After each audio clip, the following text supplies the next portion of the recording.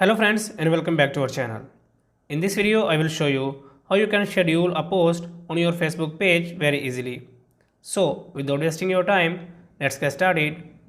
Whether you are using an Android device or iOS device, the process is quite similar. So first of all, open your Play Store application if you are using an Android, and if you are using an iOS device, then you have to open your App Store. So after that, search here for Facebook and make sure that your Facebook application is up to date. In my case, my Facebook application is up to date, so I will just open it,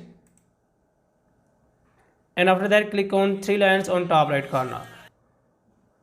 After that you have to select the page in which you want to schedule a post. As I want to schedule post on this page, so I will select this page, and after that click on home, and after that click on what's on your mind, and here type your post whatever you want. For example, I want to write something like this. So after that click on this public button and click on done.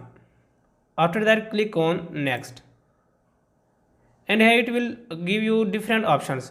So you have to select third option, scheduling options. So click on it, and here it will ask you whether you want to schedule your post. So I will click on schedule for later. Click on it, and here you can select the date and time on which you want to schedule your post.